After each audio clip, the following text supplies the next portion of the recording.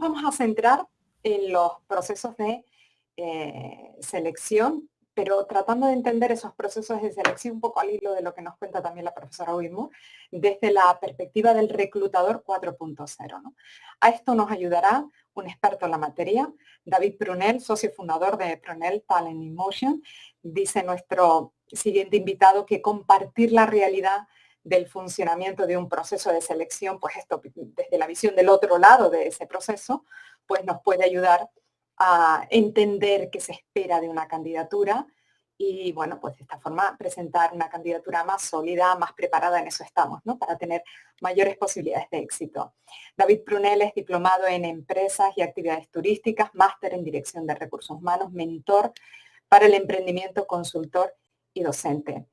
David Prunell, le damos la bienvenida. Muchas gracias por estar aquí. Le escuchamos. Adelante. Muchísimas gracias, Rocío, por esta introducción y encantado de estar con ustedes y con la Fundación de FIDE Caja Canarias y la Universidad de La Laguna en una feria de empleo más. Bien, pues lo que me han pedido es que les comente un poco pues cuáles son las perspectivas que tenemos desde el proceso de selección, desde la perspectiva de las personas que estamos en el otro lado de la mesa, es decir, del reclutador desde la nueva realidad. Y bueno, la realidad, muy bien como ha sido referenciado por ponentes anteriores, es que la digitalización ha venido para quedarse, ¿no? Todos los procesos dentro del mundo de la empresa van encaminados hacia una digitalización progresiva, pero sin embargo en el mundo de los recursos humanos no es nada nuevo. Ya llevábamos tiempo aplicando procesos de digitalización y en especial a todo lo que es procesos de selección de personal en específico, ¿no? Dentro de esto, pues como ya habrán mencionado algunos de los ponentes anteriores, tenemos lo que es el ATS, que son los Applicant Tracking System, que son los sistemas de seguimiento y screening de los aplicantes, ¿no? de los candidatos a las distintas vacantes que podamos encontrar en los procesos de selección.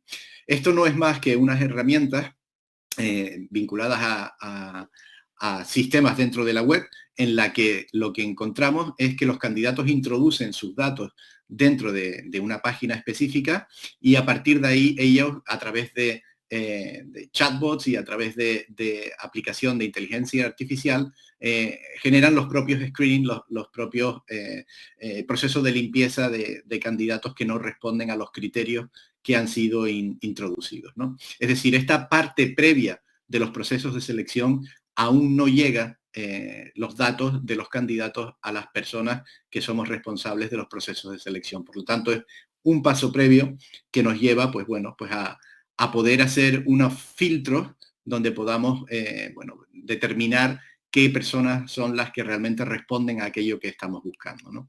Antes de empezar con el siguiente paso. Aquí es importante hablar del concepto de employer branding o imagen de empresa empleadora, porque esto nos genera también a la hora, desde el punto de vista de los candidatos, tienen una nueva herramienta y una nueva capacidad para poder seleccionar ellos también en qué empresa quieren trabajar, ¿no? Los datos nos dicen, bueno, pues que hasta un 69% de las personas no estarían dispuestas a trabajar en una empresa que tuviera mala reputación, incluso aunque en ese momento estuvieran en paro, ¿no? Y hasta un 84% de empleados estarían dispuestos a cambiar de puesto de trabajo si una compañía que tiene una excelente reputación les hiciera una oferta, teniendo en cuenta que esa oferta solamente les supusiera entre un 1 y un 10% de aumento en la compensación que están recibiendo en su actual trabajo. Por lo tanto, la imagen potente de empresa reclutadora, ese employer branding, tiene mucho peso a la hora de la capacidad de negociación que tienen ahora mismo también los candidatos, ¿no? Hemos oído hablar en estos últimos meses mucho de The Great Resignation, ¿no? Esa gran fuga de talento de personas que en todo el mundo están decidiendo no volver a sus trabajos o simplemente abandonar sus trabajos para ir a otros donde pues sientan que su trabajo es más valorado, está mejor pagado o que tiene un propósito donde se sienten más identificados con esa imagen de empresa, ¿no? Por lo tanto, como candidatos, también el concepto de ser selectivos a qué empresa quiero participar, en qué procesos quiero incluir mis candidaturas, está teniendo un peso muy importante en los procesos de selección en la actualidad. Pero bueno, ¿cómo conseguimos esa información para saber cómo es esa imagen de buen empleador que tiene la empresa, ¿no? Más allá de rankings que están ahora de moda, como el Great Place to Work, que se hace en todo el mundo, donde se hace un ranking de cuáles son las mejores empresas para trabajar. Si nos vamos a buscadores, como puede ser el caso de Glassdoor o Indeed, pues nos encontramos que podemos hacer búsquedas de empresas donde encontraremos información de cómo valoran los empleados y antiguos trabajadores de esas empresas, qué es la cultura de esa organización, cómo es trabajar en esa empresa, incluso qué salarios se pagan en determinados puestos en esa empresa e incluso también qué tipo de preguntas se hacen en los procesos de selección, ¿no? Con lo cual, cuanto más preparados vayan a la entrevista con mayor información, tanto de la empresa como del puesto, como de la cultura en la que van a entrar una vez que se incorporen a la organización, pues más fácil será tomar la decisión y mejor preparados irán para cualquier proceso de selección, ¿vale?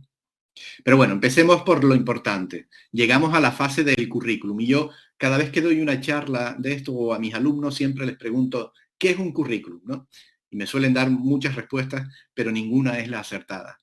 Un currículum no es nada más que una herramienta para conseguir una entrevista, ¿vale? Si el currículum no nos sirve para conseguir la entrevista, no nos está valiendo de nada. Por lo tanto, da igual la estructura que le demos al currículum, cómo lo presentemos, si ponemos colores, si ponemos otro tipo de letras para hacerlo más atractivo. Si no conseguimos el objetivo de tener una entrevista, entonces no nos está sirviendo para nada. El currículum es una herramienta que nos sirve para conseguir la entrevista. Vale. Teniendo eso claro, otro de los aspectos que debemos analizar es ¿a quién va dirigido el currículum? ¿A qué puesto me presento? ¿Cumplo los requisitos que se están exigiendo en la vacante, en el anuncio de la vacante? ¿Y qué otras cosas puedo acreditar sobre mi candidatura que sea interesante incluir en el currículum? ¿Vale? Entonces, cada vez que nos presentamos a un proceso de selección, es fundamental que el currículum esté personalizado a la oferta y a la compañía a la que nos dirigimos. Esto de tener un único currículum y que lo enviamos a todas las posibles vacantes por igual es un grave error. El currículum hay que personalizarlo, ¿vale?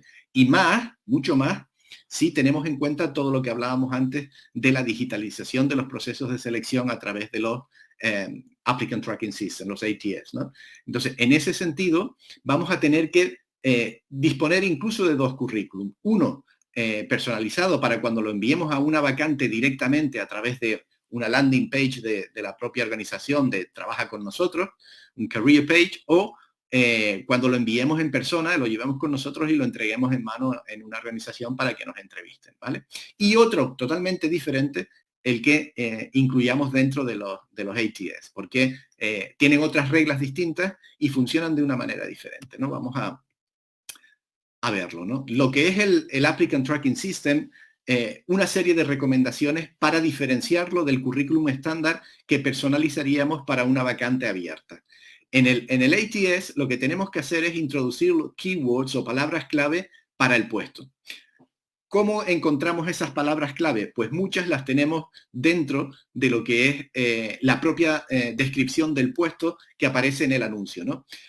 Dependiendo de cada puesto, las palabras clave serán distintas. No existe una batería de palabras clave que podamos buscar que sean genéricas. Cada puesto tiene sus propias palabras clave y dependerá de dónde esté ubicado, del departamento y el tipo de nivel de responsabilidad que tenga ese puesto, habrá unas palabras clave u otras, ¿vale? Por lo tanto, debemos siempre de personalizarlo. Importante, no incluir imágenes, ni gráficos, ni tablas, porque el sistema de tracking system no lo reconoce. Por lo tanto, puede desechar el currículum porque no es capaz de leerlo. Lo mismo sucede con el tipo de archivo que subamos. Preferiblemente siempre súbanlo en Word, porque no va a leer un PDF, ¿vale? El PDF puede que tenga caracteres que no reconoce y por lo tanto desecha automáticamente el currículum, por lo tanto no le demos pistas y no le demos opciones de desechar nuestra candidatura antes de que llegue a una persona, ¿vale? Importante incluir bullet points, frases cortas con reflejo de nuestros principales logros y no tanto las responsabilidades o las funciones concretas que desempeñábamos en ese puesto, ¿vale? recuerden lo que les dije, el currículum es una herramienta para conseguir una entrevista. Todo eso lo desarrollaremos en la entrevista, pero aquí estamos en la fase de que queremos pasar el primer screening para poder tener opciones de llegar a la entrevista. Elimina toda experiencia que tengas en el currículum que no sea relevante para el puesto, porque también te puede hacer perder oportunidades y puede hacer que el sistema pues discrimine tu currículum y no lo incluya en la siguiente fase. Escribe siempre en fuente Arial y como mínimo en un 11 de tamaño, ¿vale? Puede ser mayor, pero nunca menor, porque también es lo que más reconoce los sistemas. E incluye links a tus redes sociales.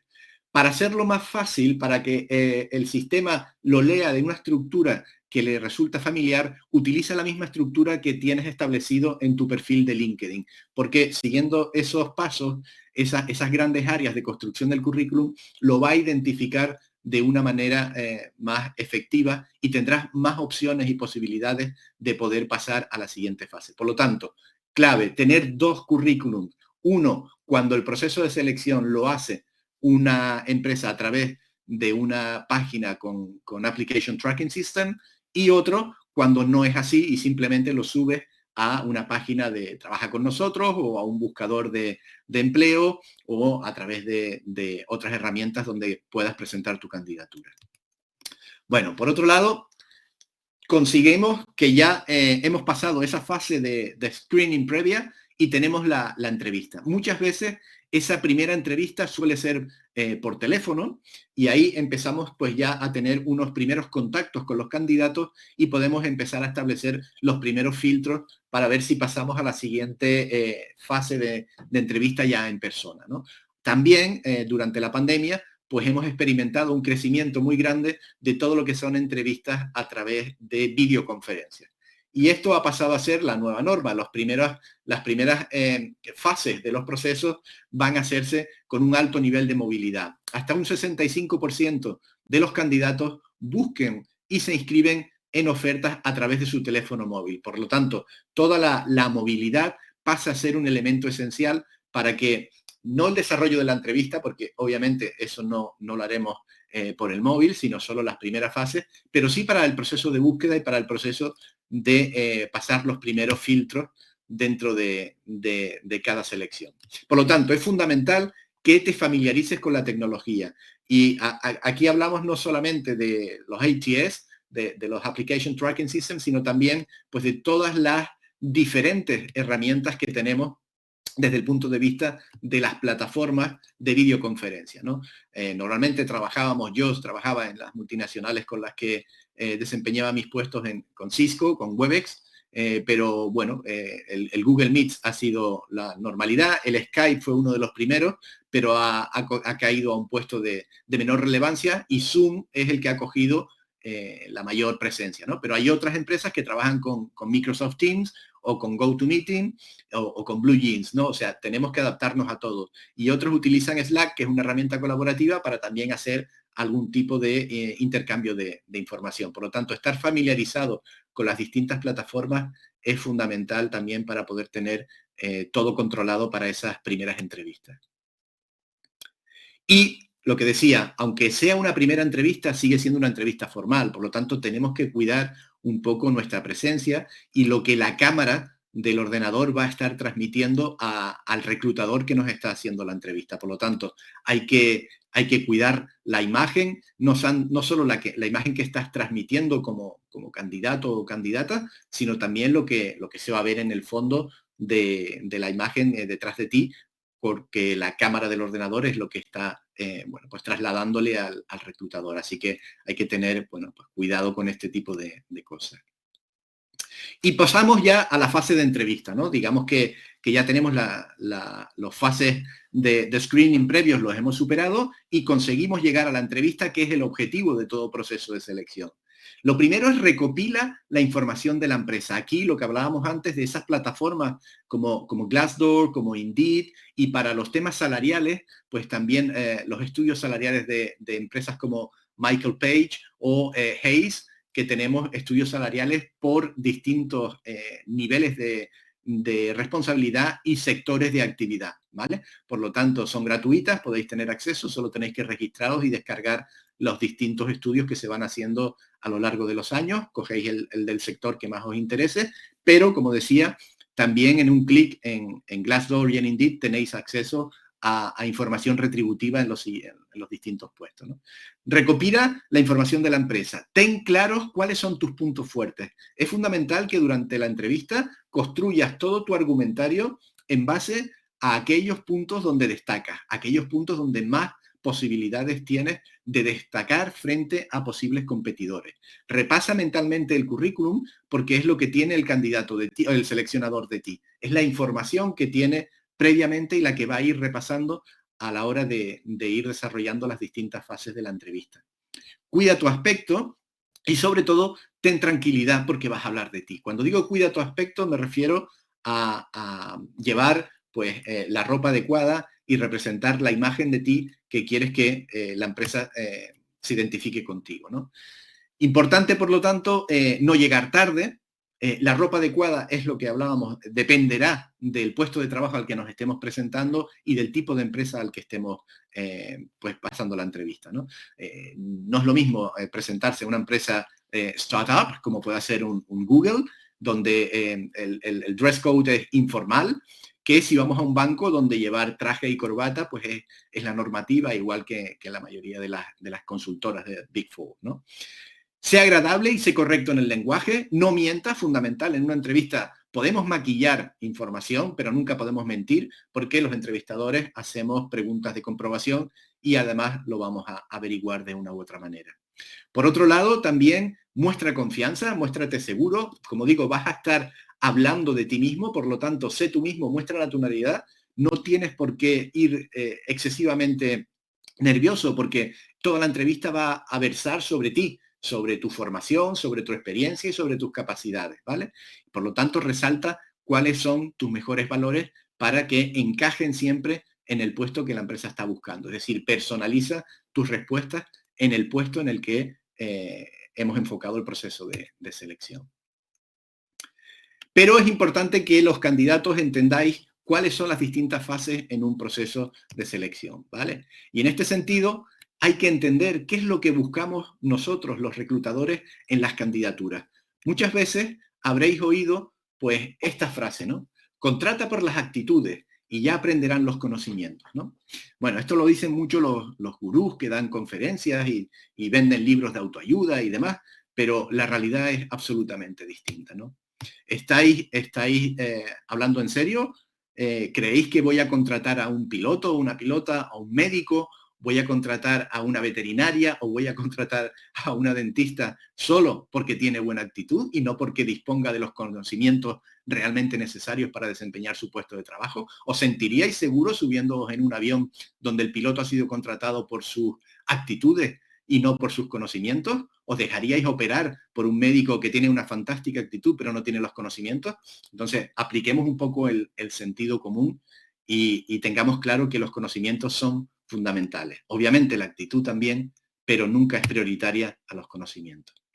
¿Cómo funcionan las empresas? Pues tenemos claro lo que buscamos. Seleccionamos contra un perfil que se llama DPT o descripción de puesto de trabajo, donde viene detallado qué funciones tiene que desempeñar la persona, qué características debe de tener esa persona desde el punto de vista de conocimientos técnicos, experiencia y habilidades y competencias, ¿vale? Por lo tanto, buscamos la mejor persona posible en cada uno de los puestos donde desarrollamos un proceso de selección. Luego, los conocimientos son fundamentales. Y aquí hablábamos antes de que esto está muy en el mundo de la digitalización y los perfiles cada vez van a ser más digitales, y les he traído esto que salió esta semana de la consultora Gartner, que dice que sí, que si bien dentro de los procesos donde se busca personal para la transformación digital, los perfiles de IT son importantes, también los perfiles de marketing y relaciones públicas, finanzas, contabilidad, ventas y desarrollo de negocio, investigación y desarrollo, ingeniería y calidad, y otras funciones que no tienen nada que ver con IT, también, que aquí entrarían los recursos humanos, también son demandados, ¿vale? Por lo tanto, Cuidado, no nos dejemos embullir en la burbuja de que todo va a ser digital, porque sí, va a ser digital, pero siguen siendo fundamentales e importantes el resto de perfiles que nos dan un input para que esa digitalización de este tipo de áreas, de este tipo de procesos, tenga también un componente que no es exclusivamente tecnológico, sino un componente que aplica cómo poder hacer los procesos de transformación digital desde una perspectiva lógica de estas áreas, ¿vale? Bueno, y actitudes. ¿Qué actitudes buscamos? Pues dependerá mucho del puesto. Según el puesto tendrá más preponderancia unas que otras, pero en general podríamos decir que buscamos que los candidatos y las candidatas muestren responsabilidad, flexibilidad, puntualidad, seriedad, compromiso con el puesto de trabajo, motivación para desarrollar esas funciones y esas responsabilidades. Tienen que ser capaces de trabajar en equipo, han de mostrar resiliencia, que es la capacidad de no tomarse los problemas como si fueran personales a uno mismo y levantarse ante las adversidades y volver a seguir trabajando con las mismas ganas y sobre todo ganas de aprender, ¿vale? Estos serían a nivel general las aptitudes que estamos buscando en las distintas candidaturas, pero ya digo, habrá más específicas en función de cada uno de los puestos de trabajo en los que estemos. ¿Cómo afronta un candidato un problema concreto? Porque buscamos situaciones en las que se pueda enfrentar en el puesto de trabajo en el día a día. Entonces preguntamos por cómo reaccionaría ante un problema concreto que le planteamos y ver cuál es su proceso de razonamiento y su proceso de lógica deductiva para llegar a la solución del problema. Por otra parte, ¿qué conocimiento, qué nivel de conocimiento tiene del puesto? También haremos preguntas de comprobación para entender cuál ha sido la experiencia pasada del candidato y los conocimientos pasados que tiene esa persona para ver si encaja exactamente o lo mayor posible en aquello que estamos buscando para nuestra organización. ¿Y cómo hacemos esto? Bueno, pues a través, obviamente, de pruebas específicas donde vamos a valorar pues todo esto de lo que hemos hablado y distintas características que podamos buscar en función de los distintos puestos de trabajo, ¿no? Nos daría un proceso de selección pues unos resultados parecidos a estos, donde analizamos pues competencias, habilidades, conocimientos, etcétera, etcétera, y valoramos a cada una de las candidaturas en una serie de puntos que al final es lo que nos llevan a hacer la decisión final sobre con qué candidato nos quedamos, ¿no? O con qué 3 candidatos presentamos al jefe de área para que tome la decisión de quién es el elegido finalmente o la elegida. Hacemos esto también de preguntas sobre comportamiento con lo que denominamos el modelo STAR, que quiere decir situación, tarea, acción y resultado. Te planteamos una situación concreta donde tienes que desarrollar una tarea, hacer una acción específica para poder resolver ese problema que te hemos puesto y el resultado esperado que obtendrías con el desarrollo de esa acción, ¿no? Pues a través de esos tipos de preguntas vemos también cómo se comporta la persona para luego ver cuál sería su encaje en el puesto en el que estamos buscando, cómo encaja en ese perfil que ya tenemos predefinido con anterioridad. Y por último, pues también preguntas de comprobación en el caso de idiomas, ¿no? Si es una multinacional o una empresa en la que es necesario hablar inglés, el proceso de selección no sería comprobar en el currículum cuál es el nivel de idioma que tiene certificado por alguna entidad, sino que simplemente la entrevista pasaría a ser directamente en inglés. Te preguntaría algo así como, okay, so what are your hobbies? What do you like to do in your free time? Would you like to tell me a little bit more about yourself? What do you think are your strengths, are your areas of improvement? Or in another area, how do you see yourself in the next 5 years in this company? Right? Entonces, desarrollaríamos la entrevista directamente en inglés y veríamos de esta manera el nivel de dominio que tiene la persona, porque una vez que se incorpore en el puesto de trabajo, evidentemente tendrá que desempeñarse en un estándar que realmente sea el que nosotros estamos exigiendo para hacerlo en el puesto y nos tiene que demostrar en esa entrevista que tiene ese nivel, ¿vale? Importante, cuando terminamos el proceso de selección, siempre en la fase final, antes de cerrar, pues damos la opción de que los candidatos realicen preguntas. Mi recomendación es que siempre realicéis preguntas, pero preguntas que sean las adecuadas, que tengan relación con la compañía, que tengan relación con el propio puesto. ¿Cuál es el recorrido profesional? ¿Cuál sería la hoja de ruta que tendría este puesto en el futuro dentro de la organización? Es decir, ¿cuál sería mi desarrollo de carrera, mi plan de carrera dentro de esta organización en los próximos 3, 5 años? ¿Cuáles son los principales problemas que me voy a encontrar una vez me incorpore al puesto o a la organización? ¿Cuáles son los principales retos que la empresa espera que yo alcance en los primeros 3 meses y en los siguientes 9 meses, para poder yo hacerme una idea de cuál va a ser la carga de trabajo y dónde debo de poner el enfoque en los quick wins? Esto es fundamental, que yo muestre ese interés y que haga ese tipo de preguntas. También importante no tener miedo de hacer preguntas salariales.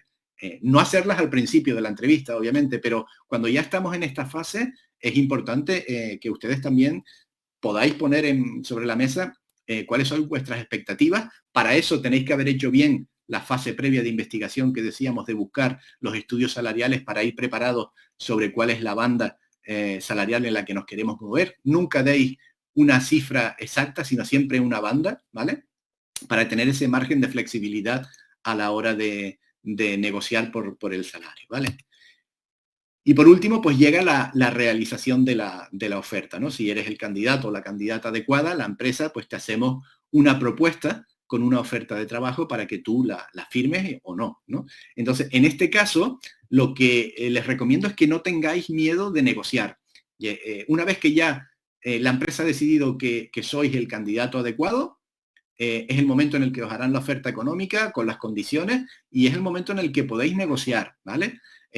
Obviamente la negociación no puede ser una gran negociación, sino que será pequeños movimientos, pero podéis negociar no solamente sobre la retribución y sobre el salario, sino también sobre las condiciones salariales las condiciones de trabajo con las que os vais a encontrar, desde el punto de vista de beneficios sociales, de flexibilidad horaria, ahora si hay posibilidad de trabajo en remoto, cuántos días a la semana, toda una serie de componentes que construyen el paquete de la oferta que la empresa os va a hacer, pues es el momento de negociar sin miedo, ¿vale? Obviamente no pidáis la luna, pero sí podéis conseguir pequeñas mejoras en este proceso de negociación. Recordad que ya la empresa ha decidido que sois la persona adecuada, por lo tanto tenéis esa posibilidad de negociar mínimamente esas condiciones, así que no lo desaprovechéis, ¿vale? Pues nada más, esto era lo que les quería contar. Desearos mucha suerte y ahora pues des paso a las preguntas y cualquier cosa que queráis, pues me podéis encontrar en mi página web o en LinkedIn o en Twitter o en Facebook, ¿vale? Encantado de estar con ustedes y paso a la fase de preguntas. Muchas gracias. Pues muchas gracias, David Prunell, por esta cantidad de datos, ¿no? De información. Nos llevamos muchas notas. Le traslado rápidamente un par de preguntas. Dice claro. Juan Carlos, ¿la marca empleadora es por el prestigio de la empresa, por su marca, o es porque se trabaja en la empresa de manera positiva y enriquecedora para el trabajador? A ver, cuando hablamos de employer branding, que es marca reputación de la empresa en el mercado, como reclutador, es decir, el concepto que tenemos de branding siempre está asociado al marketing de una marca o de un producto en el mercado para el consumidor. Pues esto es lo mismo, pero desde la perspectiva de la empresa como producto atractivo en el mercado para que los futuros candidatos quieran ir a trabajar a esta empresa, ¿no?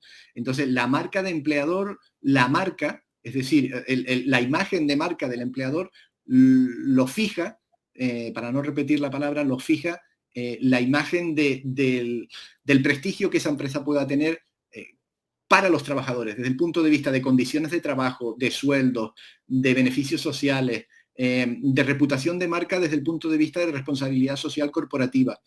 Cada vez más encontramos a trabajadores que están abandonando sus empresas no solo por motivos económicos, sino por las condiciones de trabajo. Recuerdo el caso reciente de Goldman Sachs, donde salió que los becarios que se incorporaban en el primer año estaban trabajando una media de 95 horas a la semana y habían hecho un escrito que llegó a los periódicos y a la imagen pública de la empresa en los medios, ¿no?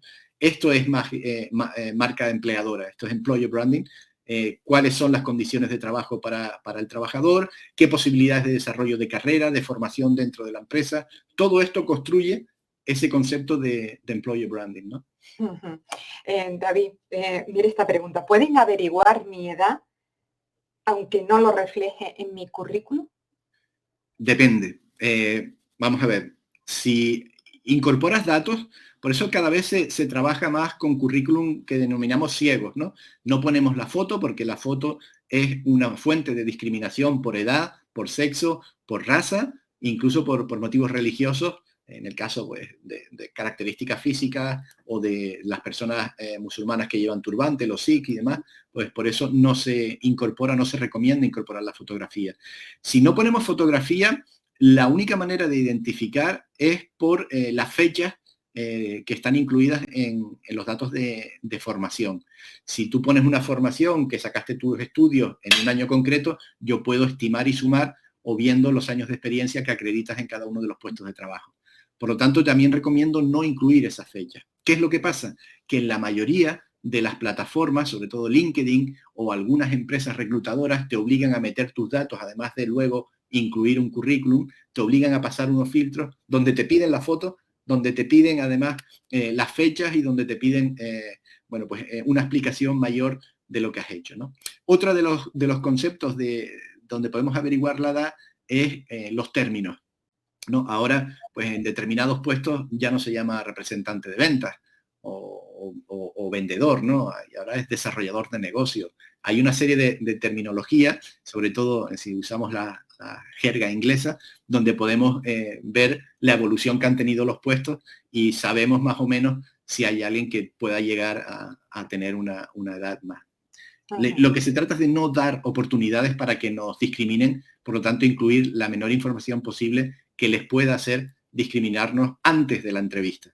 Una vez que ya llegas a la entrevista, obviamente te van a ver el aspecto físico y sabrán la edad, pero al menos tendrás una oportunidad de venderte bien y de acreditar tus conocimientos, tu experiencia, tus competencias en esa entrevista. Y eso es lo que hay que buscar, no dar pistas ni primero al sistema de tracking system, ni después en los primeros envíos, donde puedan identificarnos y descartarnos. La herramienta es para conseguir una entrevista. Bueno, pues con eso nos quedamos. Muchas gracias, David Prunell, Gracias a ti, Lucía. por habernos dedicado, ¿no?, este tiempo, por adentrarnos en estos procesos de selección 4.0. Muy amable. Muchísimas gracias a ustedes.